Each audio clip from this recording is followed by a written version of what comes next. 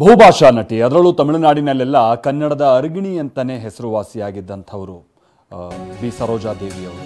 ಈಗ ಅವರ ಅಂತಿಮ ದರ್ಶನ ಪಡೆಯುವಂಥ ನಿಟ್ಟಿನಲ್ಲಿ ಚಿತ್ರರಂಗಕ್ಕೆ ಸಂಬಂಧಪಟ್ಟ ಹಾಗೆನ ಗಣ್ಯಾತಿ ಗಣ್ಯರು ಆಗಮಿಸ್ತಾ ಇದ್ದಾರೆ. ಅಭಿನಯ ಸರಸ್ವತಿ ಸರೋಜಾ ದೇವಿಯವರು ಇನ್ನಿಲ್ಲ ಅನ್ನುವಂಥದ್ದನ್ನು ಬಹಳಷ್ಟು ಮಂದಿಗೆ ಊಹಿಸ್ಕೊಳ್ಳೋಕ್ಕೂ ಕೂಡ ಸಾಧ್ಯ ಆಗ್ತಾ ಇಲ್ಲ. ನಾನೀಗ ತಾನೇ ಹೇಳಿದಾಗೆ ಸುಮಾರು 5 ಭಾಷೆಗಳಲ್ಲಿ 200ಕ್ಕಿಂತ ಅಧಿಕ ಸಿನಿಮಾಗಳಲ್ಲಿ ನಟಿಸಿದಂಥವ್ರು. ಆಗಿನ ಕಾಲದ ಲೇಡಿ ಸೂಪರ್ ಸ್ಟಾರ್ ಅಂತಲೂ ಕೂಡ ಹೆಸರಾಗಿದ್ದಂಥವರು ಸರೋಜಾ ದೇವಿಯವರು.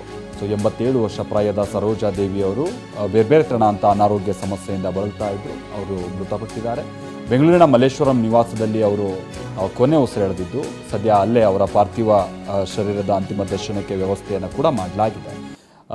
ಸಿನಿಮಾ ರಂಗಕ್ಕೆ ಸಂಬಂಧಪಟ್ಟ ಹಾಗೆ ಮಾತ್ರ ಅಲ್ಲ, ರಾಜಕೀಯ ಗಣ್ಯರು ಕೂಡ ಅವರ ಅಂತಿಮ ದರ್ಶನವನ್ನು ಪಡಿತಾ ಇರುವಂಥ ಸಂದರ್ಭವನ್ನು ನಾವಿಲ್ಲಿ ನೋಡ್ತಾ ಇದ್ದೀವಿ.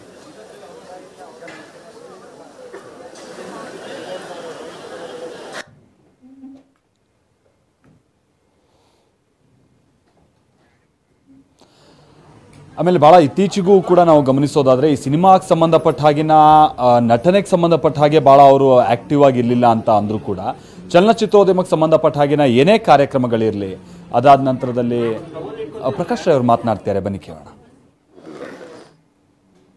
ನಮ್ಮನ್ನು ಅಗಲಿದ್ದಾರೆ, ಬಟ್ ಅವರು ಹೇಳಿದ ಕಥೆಗಳಿರ್ಬೋದು, ಅವರ ಹಾಡುಗಳಿರ್ಬೋದು, ಅವರ ಸಿನಿಮಾಗಳಿರ್ಬೋದು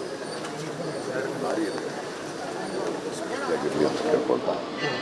ಇಟ್ಸ್ ಎ ಗ್ರೇಟ್ ಲಾಸ್.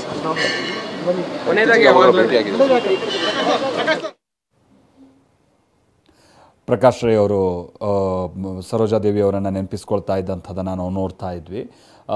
ನಾನು ಈಗ ತಾನೇ ಹೇಳ್ತಾ ಇದ್ದಾಗೆ ಅವರು ತೀರಾ ಇತ್ತೀಚೆಗೆ ಸಿನಿಮಾಗೆ ಸಂಬಂಧಪಟ್ಟ ಹಾಗಿನ ನಟನೆಯಲ್ಲಿ ಅಥವಾ ಧಾರಾವಾಹಿಗೆ ಸಂಬಂಧಪಟ್ಟ ಹಾಗಿನ ನಟನೆಯಲ್ಲಿ ಅವರು ಏನು ಭಾಳ ಆ್ಯಕ್ಟಿವ್ ಆಗಿದ್ದರು ಅಂತ ಅಲ್ಲ, ಆದರೆ ಚಲನಚಿತ್ರೋದ್ಯಮಕ್ಕೆ ಸಂಬಂಧಪಟ್ಟ ಹಾಗಿನ ಏನೇ ತೆರನಾದಂಥ ಆ್ಯಕ್ಟಿವಿಟೀಸ್ ಇರಲಿ, ಕಾರ್ಯಕ್ರಮಗಳಿರಲಿ, ಅದರಲ್ಲೆಲ್ಲ ಕೂಡ ಅವರು ಮುಖ್ಯ ವೇದಿಕೆಯ ಮುಖ್ಯ ಸಾಲಲ್ಲೇ ಇರ್ತಾಯಿದ್ರು.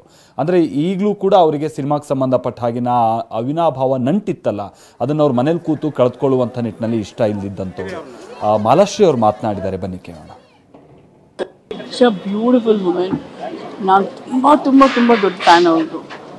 ಅವರು ಯಾವಾಗಲೂ ನಾನು ನೋಡುವಾಗೆಲ್ಲ ತುಂಬ ಮಾತಾಡ್ತಾರೆ, ಆಮೇಲೆ ತಪ್ಪಿಕೊಂಡು, ಆಮೇಲೆ ತುಂಬ ಖುಷಿ ಪಡ್ತಾರೆ. ಅವ್ರು ಫಸ್ಟ್ ಅವ್ರು ಹೇಳಿದ್ದು, ನೀನು ಗೌಡ್ತಿ ಆಗಿದೆಯಾ, ಸೊ ತುಂಬ ನಮ್ಮ ಗೌಡ ಮದುವೆ ಆಗಿದೆಯಾ ಅಂತ ತುಂಬ ಅವರು ಹೇಳ್ತಾಯಿದ್ರು. ಅವರಲ್ಲಿ ನಾನು ಎಷ್ಟೊಂದು ಕಲ್ತಿದ್ದೀನಿ ಅಂದರೆ, ಅವ್ರು ಫಸ್ಟ್ ಮೇನ್ಲಿ ಹೇಳಬೇಕು ಅಂದರೆ ಡಿಸಿಪ್ಲಿನ್.